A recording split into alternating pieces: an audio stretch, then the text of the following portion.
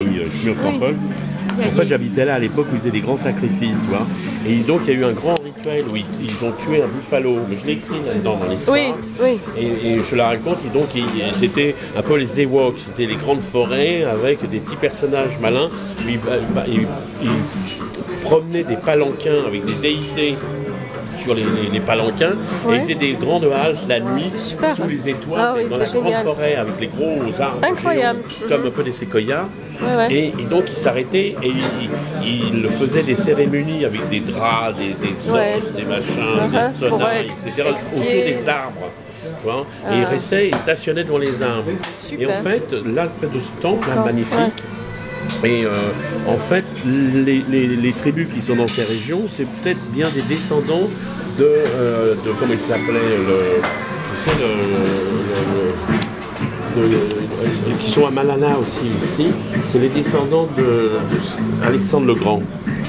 Tu sais, oui, des tribus d'Alexandre le Grand. Parce qu'il est parti en Inde, en effet. Voilà, là. Et donc Malana aussi, c'est pour ça qu'il ne faut pas les toucher. Tu sais, les gens là-haut. Oui, non, c'est pas les mêmes, les Atouchas, c'est d'autres Atouchas.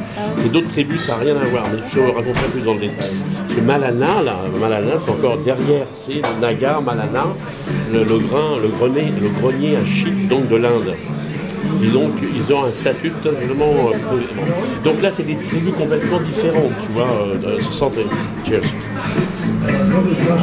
Merci pour ce voyage avant le départ. Et donc là, pour le coup, ils avaient fait des grandes cérémonies et ils avaient coupé la tête d'un buffalo avec des poules, des machins, des animaux pour manger, tu sais, enfin, pour faire la cérémonie avec des grands feux, avec les familles autour des feux dans les rochers. Et là, pour le coup, ils les mangent, eux. Ah bah oui, ils mangeaient tout ça, bien sûr, pour faire la fête. Mais c'était quand même des grands sacrifices. Par la suite, d'ailleurs, à Manicaran, il m'est arrivé d'autres choses récemment que je raconterai plus tard, des trucs très très magiques, très bizarres qui se passent là-bas, avec des sacrifices et tout, mais bon, c'est encore une autre histoire. Là, dans cette époque, en 1970, là pour le coup, en fait, j'habitais dans cette forêt derrière, et j'habitais en fait dans une cheminée.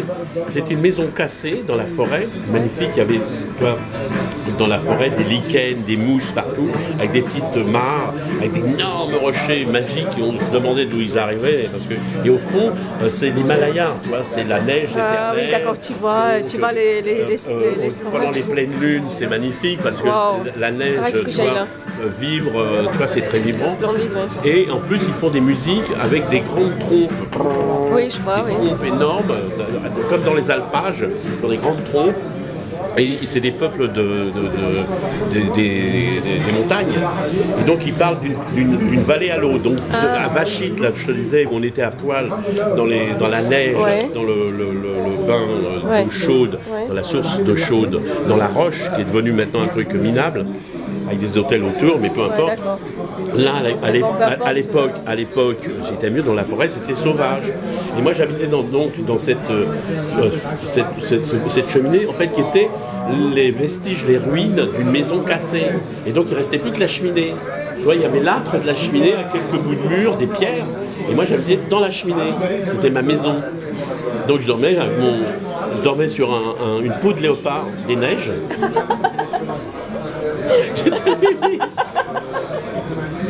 Et donc, ce soir-là, quand il y a eu la cérémonie, je ne sais pas ce qui m'a pris, j'ai pris la tête du buffalo, du buffle, avec les cordes, et je l'ai tremblé sanguignolant sur mes épaules, et j'ai mis un pieu sur la cheminée, tu vois, sur la cheminée qui était à ma maison, et j'ai planté la tête du buffalo sur la cheminée.